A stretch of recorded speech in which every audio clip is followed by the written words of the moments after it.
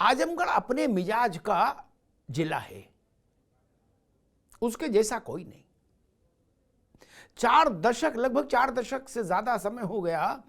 एक दौर ऐसा भी आया था आजमगढ़ की राजनीति में जब उसने देश की पूरी सियासत की धारा बदल दी थी। आप सोच सकते हैं 77 का जो एक सुनामी जैसा चुनाव परिणाम था 1977 का, जिसमें पूरे हिंदी भाषी भारत से इंदिरा गांधी की कांग्रेस साफ हो गई थी। उत्तर प्रदेश, तब उत्तराखंड अलग नहीं था, में 85 की 85 सीटें कांग्रेस हारी थी। तब वहां रामनरेश यादव जीते थे जनता पार्टी की टिकट पर, चंद्रजीत यादव को हरा के। ये दो वो नेता हैं जो उस दौर के बड़े यादव नेता थे।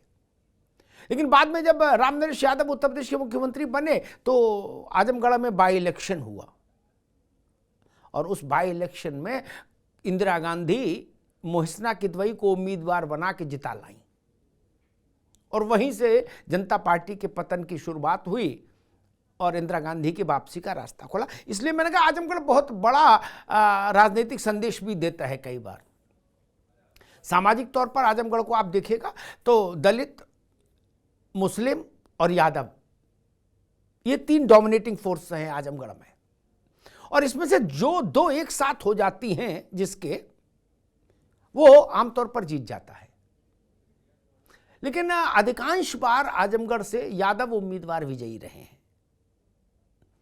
इस बार फिर घमासान है बड़ा। भारतीय जनता पार्टी ने भोजपुरी सिनेमा के एक बड़े चेहरे दिनेश लाल यादव निरहुआ को उतारा है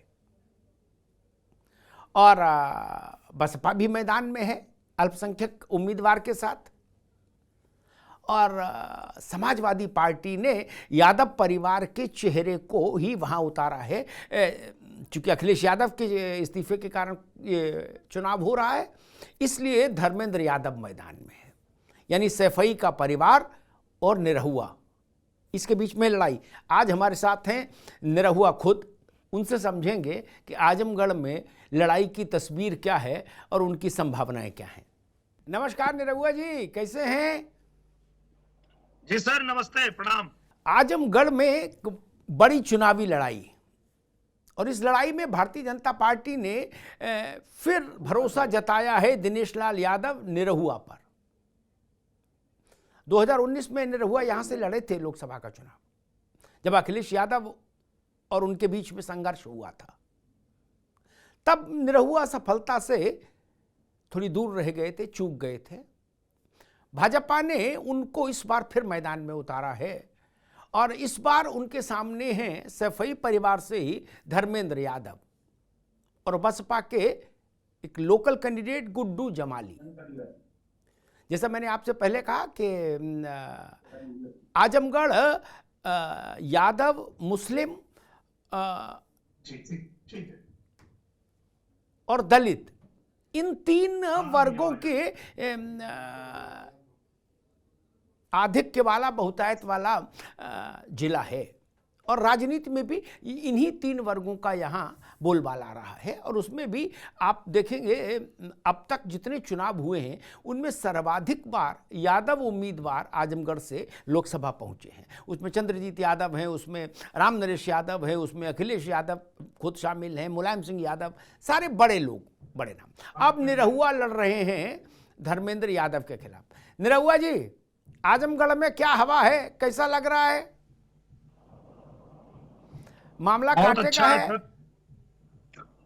बहुत कांटे का मुकाबला है यहाँ पे। जो है वो तीनों पार्टियां अभी बराबरी पे लड़ रही हैं, क्योंकि पिछली बार तो उनका गठबंधन था तो वो लोग भारी थे, पर इस बार बराबरी का मामला हो रहा है जी। अरे कुछ लोग कह रहे गुड्डू जमाली इनडायरेक्टली भाजपा के लिए फायदेमंद है। देखिए, अब सर मैं छोटी मुंह बड़ी बात क्या बोलूं। सबसे बड़ी बात यहाँ आजमगढ़ में ये है जी कि इसके पहले के जितने समीकरण और आंकड़े थे वो जिस बेस पे लगाए जाते थे उस बेस पे ये चुनाव है नहीं। पहले जो चुनाव होता था या तो प्रधानमंत्री चुनना है या मुख्यमंत्री चुनना है, उसके लिए चुनाव होता था। ये उपचुनाव है और यहाँ की जनता ने ये कह के उनको वोट दिया था। मुझसे कहते थे लोग कि वो बड़े नेता हैं, तुम क्यों उनसे लड़ गए। तो सच में बड़े नेता तो हैं, पर मैं कहता था कि बड़े नेता हैं तो वो आपको टाइम दे पाएंगे? नहीं दे पाएंगे। आप लोग क्यों उनके चक्कर में पड़ रहे हैं?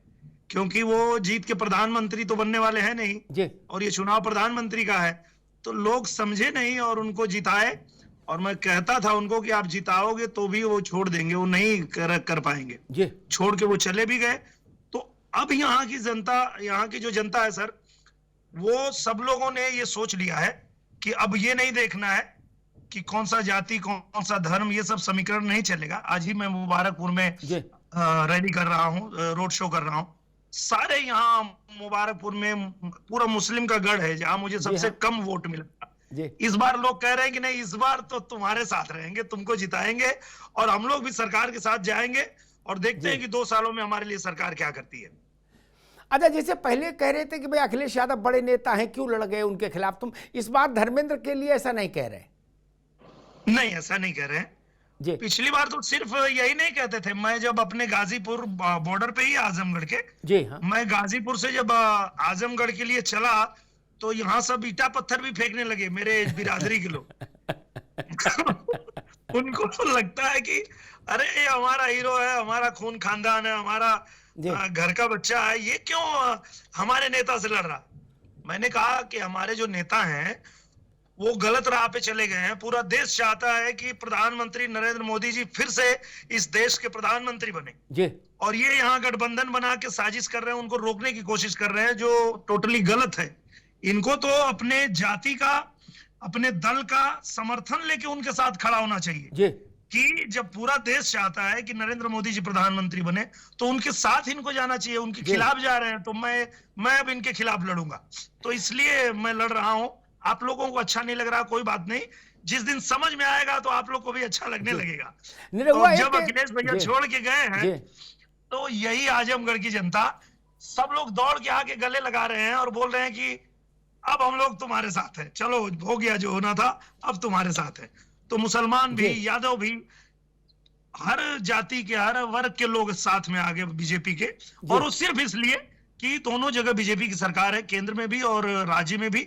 तो सबका ये मानना है कि एक मौका बीजेपी को भी देखते हैं, क्योंकि हम लोग तो यही कहते हैं उनको कि देखो भाई, सरकार जो है, चाहे वो प्रधानमंत्री जी की योजनाएं हो या मुख्यमंत्री जी की योजनाएं हो, यहाँ आपने जो 10 विधायक चुने हैं वो जनता तक पहुंचने नहीं दे रहे हैं, गांव-गांव में पहुंचने नहीं दे रहे हैं, लोगों तक पहुंचने नहीं दे रहे हैं कि भारतीय जनता पार्टी और मजबूत होगी और इन लोगों का सफाया हो जाएगा। तो एक मौका तो अपना प्रतिनिधि सरकार का ही चुनो, भारतीय जनता पार्टी का चुनो, और अगर नहीं अच्छा करता है तो 2 साल में ही चुनाव है, भगा देना, मैं भाग जाऊंगा यहाँ से।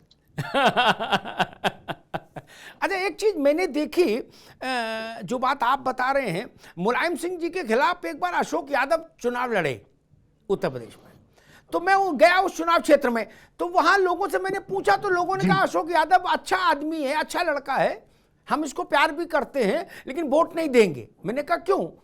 उन्होंने कहा ये सिपाही है अपनी पार्टी में, नेताजी राजा हैं अपनी पार्टी के। ये फर्क रहता है खास तौर पर जो आपका सपोर्ट बेस होता है, वो देखता है कि बड़ा चेहरा कौन है। तो दिनेश जी, एक जो अभिनेता होते हैं उनके साथ एक अच्छाई, एक प्लस पॉइंट ये है कि उनका चेहरा पॉपुलर होता है, लोग उनको छूना चाहते हैं, देखना चाहते हैं, फोटो खिंचाना चाहते हैं, फरमाइश करते हैं भैया 2 लाइन सुना दिए जाए। और दूसरा नुकसान एक ये भी होता है कि ये भी लोग सोचते हैं कि भाई ये नेता है, कहाँ समय दे पाएंगे, शूटिंग करेंगे, अभी तो चुनाव है तो आ गए। दोनों चीजें एक साथ चलती हैं। मैंने गोविंदा को राजनीति में देखा, मैंने बच्चन साहब को देखा, मैंने शत्रुघ्न भाई को देखा, विनोद खन्ना साहब को देखा। तो ये लाभ और हानि दोनों है। कैसे आप जमीन पर कैसा महसूस कर रहे हैं इसको लेके? मेरे साथ ऐसा नहीं है, क्योंकि मैं चूंकि यही स्ट्रगल करता था पहले। मैं जब गायकी करता था, बिरहा गाता था, मैं एक लोकगीत गायक हूँ, बिरहा गायक हूँ। अरे जानते हैं भाई। तो मैं गांव-गांव में घूम के गाना गाता था, बिरहा गाता था। तो इनके लिए मैं कोई ऐसा वो नहीं, इनको लगता है कि हाँ है तो वही तो है जो, अरे यार यहाँ पे विराग आता तो वही तो है अपना, अरे अपना नहीं हुआ है। तो जी उनके लिए मैं उनके घर का ही हूँ, कोई स्टार स्टार उनके लिए नहीं। हाँ ये ठीक है कि वो लोग जब मिलते हैं, टीवी पे देखे हैं तो सामने से देखते हैं तो वो फोटो वोटो के लिए आते हैं, सेल्फी खिंचाते हैं, हाँ वो ठीक है, जी लेकिन हक से खिंचाते हैं। ऐसा नहीं कि वो कोई स्टार है, अरे भैया आवा आवा आवा आवा, पूरा कंधे में हाथ डालते हैं, पकड़ते हैं, पूरा गले लगते हैं, खिंचाते हैं। मुझे भी अच्छा लगता है जी कि, और चूंकि हम लोग यहीं से निकले हैं, जमीन से ही गए हैं, यहीं खेती बाड़ी की है, तो आज खेती बाड़ी में ही वापस आए हैं। कोई भी आदमी जब सफल हो जाता है, अपना मुकाम पा लेता है, जी तो वापस लौटता अपने घर पे ही है, अपने लोगों के बीच में। जो लोग आशीर्वाद प्यार दे के, जो लोग मेहनत करके, बातें करके, लोगों को प्रमोट करके, जी किसी बच्चे को अपने गांव से अगर भेजा है, बड़ा बनाया है, सिनेमा का स्टार बना दिया है, फिर वही बच्चा जब उसी गांव में आके काम करना चाहता है उन्हीं लोगों के लिए, कि भाई आप ही लोगों की वजह से मुझे जी सब मिला, जी अब मुझे एक मौका मिला है, देश की सरकार ने, भारतीय जनता पार्टी ने मुझे मौका दिया कि मैं आपकी सेवा कर पाऊं। आपके बीच जितनी तकलीफें हैं वो तकलीफें झेल के ही मैं गया हूं, जी तो मैं सब जानता हूं कि कहां पे क्या तकलीफ है, तो उस पर काम करने के लिए मुझे भेजा है। आप लोग अगर चाहते हैं कि मैं आपकी सेवा करूं तो मुझे एक मौका दीजिए। अच्छा, एक आजमगढ़ की राजनीति में एक बड़ा चेहरा है रमाकांत यादव। इधर हाल में उन्होंने बहुत शिफ्टिंग रिशिफ्टिंग जी की, ये आपके साथ, फिर सपा के साथ, फिर या इसके साथ, फिर उसके साथ, बहुत सारा रहा। और अब वो धर्मेंद्र यादव के साथ हैं। जी ओम प्रकाश राजभर का भी प्रभाव है उस इलाके में, वो भी कल थे आजमगढ़ में धर्मेंद्र यादव के लिए। जी आपको क्या लग रहा है कि मतलब, और सैफई परिवार स्वाभाविक है, यादवों का सबसे बड़ा राजनीतिक परिवार दो ही, लालू जी का और मुलायम सिंह यादव का, जी तो धर्मेंद्र उसी परिवार से हैं, रमाकांत यादव साथ जी हैं, ओम प्रकाश राजभर साथ हैं, और एक राम अचल राजभर उनकी पार्टी में है, लालजी वर्मा है, एक बना है, बनते हैं शेप। क्या आपको लग रहा है कि कठिन सीट है, कठिन चुनाव है? कठिन तो है सर, इसमें कोई दो राय नहीं, कठिन जी तो बहुत कठिन है। यहाँ पे इतना इजी नहीं है, यहाँ का चुनाव बहुत कठिन है, कांटे की लड़ाई है, टक्कर है, तीनों पार्टियों में टक्कर है। बस फैसला एक ही चीज पे होगा सर, जी कि अगर यहाँ के लोगों ने फिर से वही पुराना राग अलापा कि ये इनका गढ़ है और उनका गढ़ है और हम इन जाति के हैं, उस बिरादरी के हैं, और उनको अगर नहीं चाहिए कि आजमगढ़ जो है वो नए भारत के साथ जुड़े, तो वो लोग फिर अगर ऐसा डिसीजन लेंगे जी तो हो सकता है कि फिर कोई और जीते, वही लोग जीते।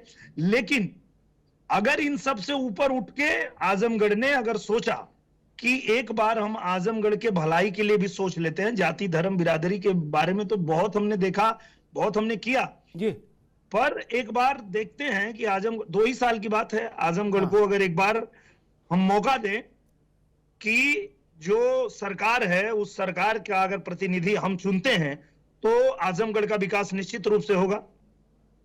जी। और ऐसा अगर सोचेंगे तो फिर ये लड़ाई इजी हो जाएगी, नहीं तो अच्छा, टफ तो मतलब है, इसमें कोई दो राय आप मुझे इसे जो समझ में आ रहा है वो ये कि आप जनता से ये कह रहे हैं कि भाई 2 साल के लिए हमको प्रोवेशन पे रख लो, टेम्परेरी भरोसा कर लो, अगर ठीक काम करें तो मोहर लगा देना, अगली बार परमानेंट कर देना, नहीं तो विदा कर देना, ऐसा कह रहे हैं?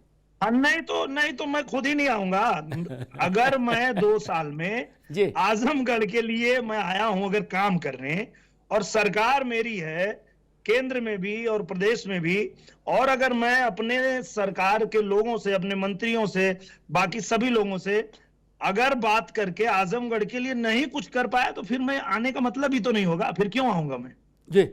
अच्छा, 2 साल ट्रायल का ही है ये। ट्रायल बहुत अच्छी बात कही आपने। और सबसे बड़ी बात क्या है कि राजनेता जब जितने बड़े होते जाते हैं, पुराने होते जाते हैं, उतना वो कम ईमानदारी भरा बोलना शुरू कर देते हैं। निरहुआ, आपकी अंदर ये बात अच्छी मुझे लगी कि आप कम से कम ईमानदारी से 2 बातें मान रहे। एक, चुनाव है, कठिन होता है हर चुनाव, ये चुनाव भी बड़ा कांटे का है एक, और दूसरा कि अगर हम कुछ नहीं कर पाएंगे तो दोबारा नहीं आएंगे। अच्छी बात है। अच्छा, एक प्रश्न मेरे जहन में बार बार आजमगढ़ को लेके आता है। आजमगढ़ ने बहुत बड़े बड़े लोगों को जन्म दिया। कैफे आजमी साहब से लेके हरियोत साहब तक, और बहुत एक शिवली कॉलेज है, बड़ा एक संस्था वहाँ बनी है। लेकिन आजमगढ़ के लेके एक दूसरे ढंग की फोटो पेंट हो गई दुनिया भर में, जिससे आजमगढ़ की प्रतिष्ठा को बड़ा धक्का लगा। कुछ लोग कहते हैं उसके पीछे कारण ये रहा कि आजमगढ़ में कोई डेवलपमेंट नहीं हुआ, नौजवानों के पास कोई काम ही नहीं था, तो फिर वो उस धारा की ओर मुड़ गए। आप जब आएंगे, और स्वाभाविक है दोनों जगह आपकी सरकार है, आप खुद बड़ा चेहरा हैं, आजमगढ़ को ऐसा क्या दे सकते हैं आप, अगर आप चुन लिए जाएं, जिससे ये लगे कि ये आजमगढ़ अब पुराने आजमगढ़ की छवि से मुक्ति पा रहा है? बिल्कुल मुक्ति पाएगा अगर मुझे मौका मिलता है यहाँ पे। तो मैं सबसे पहले तो, जैसा कि हमारे माननीय मुख्यमंत्री जी हैं और उनके नेतृत्व में हमारा प्रदेश जो है लगातार विकास कर रहा है और बहुत ही चमक रहा है, निखर रहा है जी। जहां जहां पे ये लोग बोलते हैं कि ये समाजवाद का गढ़ है, आजमगढ़, गाजीपुर, जहां जहां गढ़ है वहीं विकास नहीं है, वहीं पे कुछ नहीं हो पा रहा है, वो पीछे ही पीछे जा रहा है। बीच में एक बार मौका मिला था हमारे गाजीपुर से, उनको मनोज सिन्हा जी को, उन्होंने पूरा गाजीपुर में विकास की लहर ला दी थी, पूरा बहुत अच्छा काम कर रहे थे, लेकिन उनको फिर नेक्स्ट चुनाव में वो लोग नहीं जीता है, फिर जहां का तहां गाजीपुर वैसे ही बैठ गया। फिर वही हाल आजमगढ़ का है, यहाँ 15-15 साल से 30-30 साल से वही विधायक हैं, वही लोग गढ़ बना के बैठे हैं, पर काम कुछ नहीं होता है। अब मैं कल की एक घटना बताता हूं सर जी, आप सोचिए कि क्यों इसकी छवि जो आपने बताने की कोशिश की, आजमगढ़ की छवि ऐसी बनी क्यों। मैं कल एक गांव में गया था, ऐसे मिलने जुलने जा रहा था, तो कुछ लोग बताए कि यहाँ इस घर में ना एक बच्चे की कल हत्या हो गई है, जरा आप मिल लीजिए। तो मैं गया, वहां पे देखा, तो पता चला एक 15 साल के बच्चे को भाला घोंप के मार दिया। जो मारा है वो भी यादव है, जो बच्चा मरा है वो भी यादव का बच्चा है। पर वो लोग जो हैं, जो यहाँ पे जीते हुए विधायक हैं, वो 302 का मुकदमा तक उस पे नहीं लगने दे रहे हैं, और उसको पहले भी उसने मर्डर किया था, उसको पहले भी बचा लिया था, उसका मन पहले से बड़ा हुआ है, और फिर उसने एक बच्चे को मार दिया। तो कहने का मतलब ये है सर कि ये लोग जो गुंडाई करते हैं उनके साथ इनकी पार्टी खड़ी होती है। अब वो जो मरा है वो भी तो यादव है, ठीक बात है, अगर यादव का ही साथ दे रहे हो तो वो जो मरा है वो भी यादव का बच्चा मरा है जी, उसके साथ खड़े हो जाते कि भाई इसके साथ अन्याय हुआ, इसके बच्चे को मार दिया गया, न्याय मिलना चाहिए, हम थाने में चलते हैं, बात करते हैं, और जो भी दोषी है उसको सजा मिले। लेकिन ये लोग किसके साथ खड़े हैं? ये लोग अपराधी के साथ खड़े हैं, पहले भी खड़े थे, अब भी खड़े हैं, और इसलिए यहाँ की ऐसी छवि बनी है। मैंने लेकिन तुरंत यशो साहब को फोन किया, मैं बोला ये जो आप मुकदमा लगाए हैं ये किस बेस पे लगाए आप जी, तो आप सही इसकी जांच करके दोषियों को सजा देंगे, या मैं एसपी साहब से बात करूं या और ऊपर बात करूं? तो उन्होंने कहा कि नहीं सर मैं तुरंत करता हूं जी। तो अब जो है वो हो रहा है। तो कहने का मतलब है सर कि यहाँ पे जिनकी जो लोग जीते, जो विधायक रहे, जो सांसद रहे, जो गुंडाई करते हैं उनका ही वो लोग पक्ष लेते रहे, इसलिए वो लोग का मन बढ़ता रहा और वो लोग गुंडाई करते रहे, गुंडागर्दी, और इसका नाम खराब कर दिया। निरहुआ, मुझे याद आता है पिछली बार चुनाव में आपने कहा था कहीं कि मैं भगवान का लिखा भी बदल देता हूं।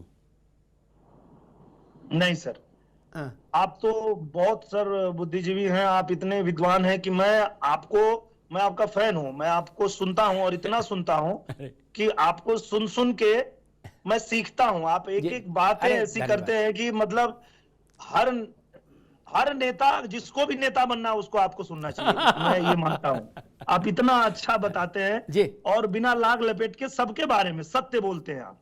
मैं आपको ही सुनता हूं, बहुत सुनता हूं। अच्छा चलिए, आपने जो आपने सवाल किया वो मैं जवाब दे देता हूं। हम अगर किसी भी बात को करते हैं और उसके संदर्भ को आगे पीछे से हटा दें तो उसको कुछ भी उसका मीनिंग निकाला जा सकता है, गलत अर्थ निकल जाता है जी। जो सच है वो छुप जाता है जी। तो जो मेरे से सवाल पूछा गया था, मैंने ये कहा था कि देखिए, मैं जिस पार्टी के साथ में हूं, भारतीय जनता पार्टी है, और ये धर्म युद्ध में मैं धर्म के साथ हूं, और धर्म की हमेशा विजय होती है जी। तो अब आप बताइए सर कि बीजेपी जीती और बीजेपी की सरकार बनी, तो मैं जीत गया, ठीक बात है। हाँ। अब उसको अगर ये कहें कि सचिन 0 पे आउट हो गया मतलब इंडिया हार गई, ऐसा होता है क्या? नहीं नहीं, इंडिया अगर जीत गई तो जीत गई, हो सकता है सचिन 0 पे आउट हो गए जी, या कोई भी खिलाड़ी 0 पे आउट हो गया जी। जीत तो टीम इंडिया की हुई। तो वैसे हमारी जीत हुई। उस जीत को लेके मैंने ये बात कहा था कि देखो भैया, मैं धर्म के साथ हूं तो मैं जीतूंगा। और मैंने एक वो लाइन पढ़ी थी जो उसमें पढ़ दिया था कि रामधारी सिंह दिनकर जी ने देखो कहा है कि स्वतंत्र भाव नर का अदम वह जो चाहे कर सकता है, शासन की क्या बिसात पांव विधि के लिपि पे धर सकता है। ठीक बात, ये उन्होंने लिखा है। हाँ। और ये जोश के लिए लड़ाई में जब जाता आदमी तो ये सब बातें करता है, स्वाभाविक जोश भरता है अपने सैनिकों में, अब बिल्कुल अपने साथियों में, अपने सिपाहियों में। क्लियर हुई बात। अब उस संदर्भ को पूरा काट कूट के नहीं, अब क्लियर हुई। अच्छा, एक सुनने में आया कि स्मृति ईरानी जी ने आपको कोई चुनाव जीतने का मंत्र भी दिया आजमगढ़ के लिए।